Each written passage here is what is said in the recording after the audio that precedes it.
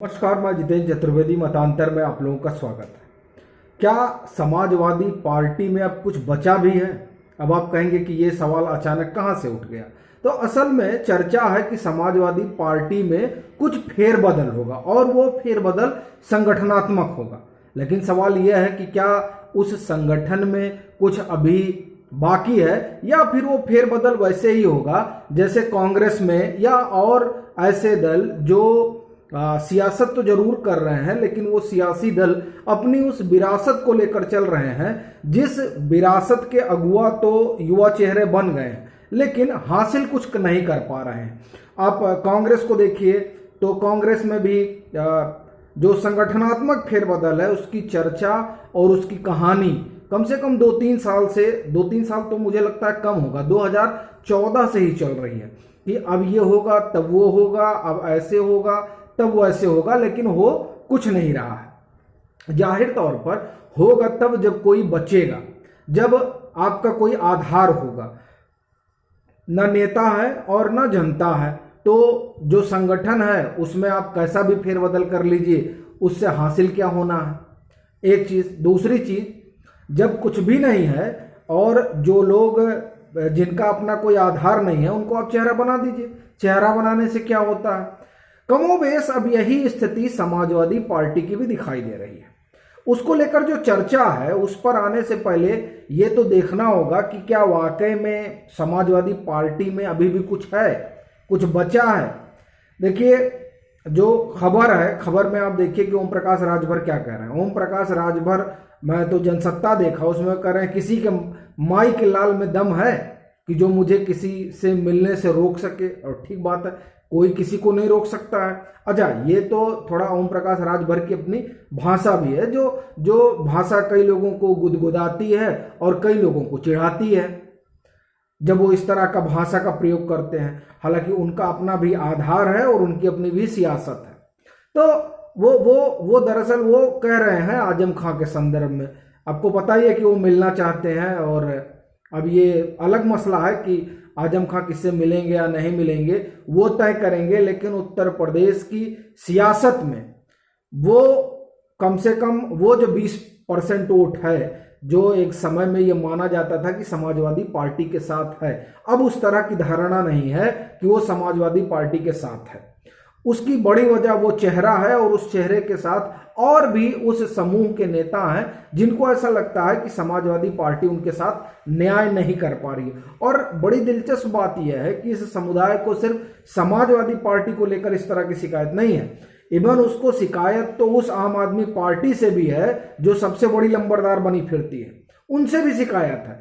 आपको ध्यान होगा जब वो बेंगलोर गए थे तो गो बैक अरविंद केजरीवाल को ट्विटर पर बाकायदे ट्रेंड हुआ था और उसमें एक ही चीज जो बड़ी प्रमुखता से उठाई गई थी वो ये कि साहब आप खामोश क्यों हैं जब जहांगीरपुरी में कुछ होता है, जब शाहीन बाग होता है तो आप लोग चुप क्यों रहते हैं, आप लोग क्यों नहीं सामने निकल कर आते हैं। आप लोग सामने निकल कर आएंगे नहीं, लेकिन हमारे वोट चाहिए, वो जब चुनाव होगा तो आप जरूर हमारे पीछे पीछे दौड़ आएंगे। तो इस तरह की चीजें अब हुई हैं। कम से कम वो तबका जिसको माना जा रहा था कि वो एक मुश्त वोट करता है, आंख बंद करके वोट करता है, अब ऐसा मालूम पड़ता है उसने आंखें खोल ली है।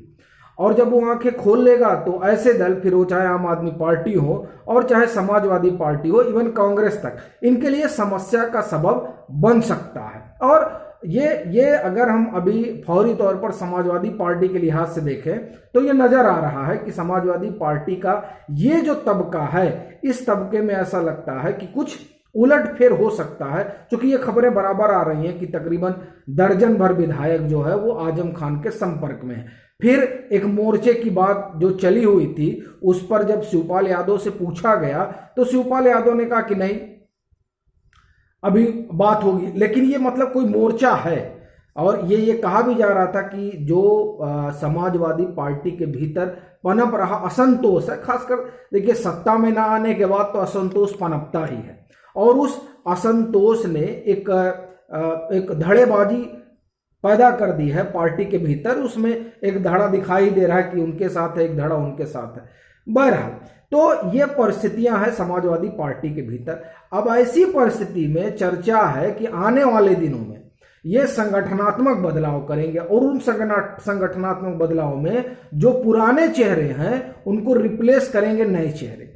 अच्छा, अब जो नए चेहरे हैं वो आप देख ही रहे कि नए चेहरों के बल पर जो सियासत अखिलेश यादव कर रहे थे उसका हासिल यही हुआ है कि जो समाजवादी पार्टी सत्ता में आ जाया करती थी तो वो आप देखिए 2014 से उसकी क्या स्थिति है, हाल बेहाल हो चुका है। ये जो आपका ये कि न्यू गार्ड है, ये एकदम एग्जैक्टली वही पैटर्न जो कांग्रेस का रहा। कांग्रेस का क्या पैटर्न रहा, वहां भी ओल्ड गार्ड और युवा गार्ड, यंग गार्ड, इनमें रसाकसी चलती रहे। उस रसाकसी का हासिल ये हुआ कि G23 बन गया कांग्रेस में। और आज कांग्रेस की स्थिति ये हो गई है कि ना कोई कांग्रेस के साथ जुड़ना चाहता है और ना कोई ये चाहता है कि इनके नेता हमारे यहाँ प्रचार करने आए। इवन उस्मानिया यूनिवर्सिटी तक में आप देखिए कि राहुल गांधी का भाषण होना था, वो अराजनीतिक भाषण था,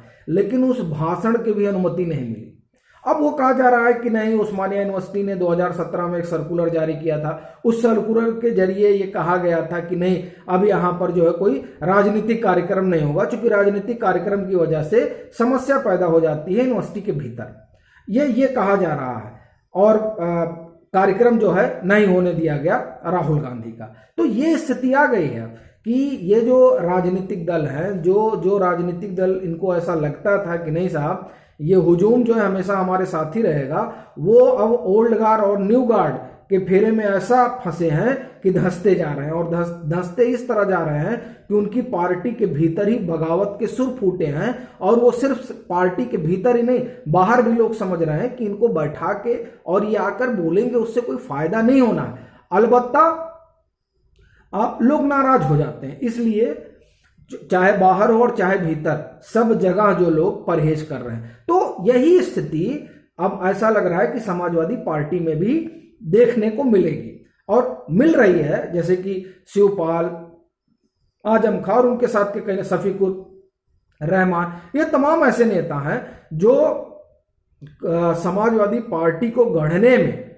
मुलायम सिंह यादव के साथ रहे, लेकिन अब ये लोग अखिलेश यादव के साथ सहज नहीं हो पा रहे हैं। और कमोबेश मुलायम सिंह यादव के साथ भी, क्योंकि वैसे भी मुलायम सिंह यादव तो अब संरक्षक हैं, तो संरक्षक के साथ क्या ही सहज और असहज होना, तो वो तो एक अलग स्थिति है। लेकिन अब ये जो ये कहा जा रहा है कि नहीं, अब ये जो न्यू गार्ड हैं ओल्ड गार्ड को रिप्लेस करेंगे, तब पार्टी का स्वरूप क्या होगा।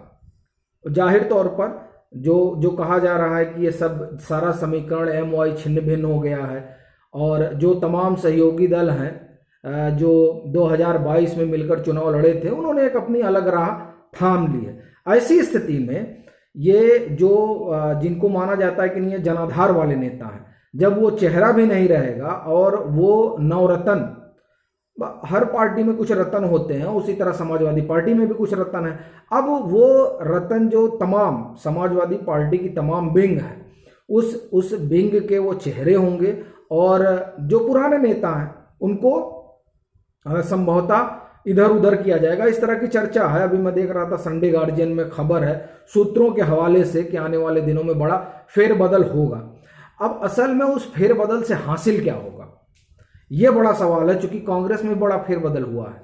उस फेरबदल से कुछ हासिल होता तो दिख नहीं रहा है। जो अध्यक्ष पहले बने थे, बाद में उन्होंने छोड़ दिया कि नहीं हम चुनाव नहीं जीत पाए, और अब जो है अब वहां चुनाव होने को नहीं है। मतलब अभी भी याद है कि, और आप लोगों को भी यह ध्यान होगा कि किस तरीके से राहुल गांधी पूरी पार्टी को बदलना चाह रहे थे और कह रहे थे कि नहीं यहाँ पर ये वंशवाद नहीं चलेगा, ये वाद नहीं चलेगा। और एक समय में तो एग्जाम भी होता था कि अगर आप पार्टी में आना चाहते हो तो एग्जाम दीजिए।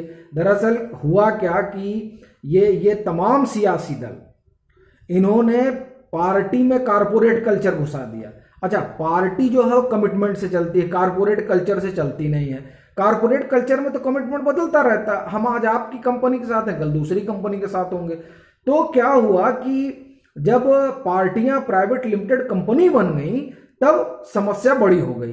अब ऐसी ही समस्या उन तमाम राजनीतिक दलों के साथ देखने में आ रही है जो आप ये समझिए कि उस परंपरा में चल रही हैं, जिसे आप ये कहिए कि विरासत की परंपरा। तो फिर चाहे समाजवादी पार्टी हो, चाहे कांग्रेस हो, या आने वाले समय में आरजेडी हो, भी तो ऐसा लगता है कि तेजस्वी ने आरजेडी को संभाल लिया, या फिर टीआरएस हो, या फिर डीएमके हो, इस अपने यहाँ। और फिर आप देखिए नेशनल कॉन्फ्रेंस हो, ये तमाम एक फहरिस्त है जो विरासत की पार्टियां हैं। उन पार्टियों का मुकम्मल यही हश्र होना है जो फिलहाल समाजवादी पार्टी हो, कांग्रेस हो, नेशनल कॉन्फ्रेंस हो, इन सबका दिखाई दे रहा है। लेकिन हम लोग बात अभी कर रहे हैं समाजवादी पार्टी की। तो ये जो फेरबदल वहां होगा, उस फेरबदल से क्या कुछ होने जा रहा है, क्या ये रिवाइव कर पाएंगे, ऐसा जान नहीं पड़ता है। क्योंकि असल में अब ये जो पार्टी है, ये ऐसा लगता है कि जैसे केशव प्रसाद मौर्य कहते हैं, ये जो उत्तर प्रदेश के डिप्टी सीएम है, ये बार बार कहते हैं कि नहीं, अब ये समाजवादी पार्टी नहीं, समाप्तवादी पार्टी है। तो क्या ये उसी दिशा में बढ़ रही है? ये एक बड़ा सवाल है। आप इसे किस तरह से देखते हैं? तो अपनी राय आप जरूर साझा कीजिए, और अगर आप मतांतर से नहीं जुड़े हैं तो जुड़िए, वीडियो को लाइक कीजिए, शेयर कीजिए और अपने सुझाव जरूर साझा कीजिए।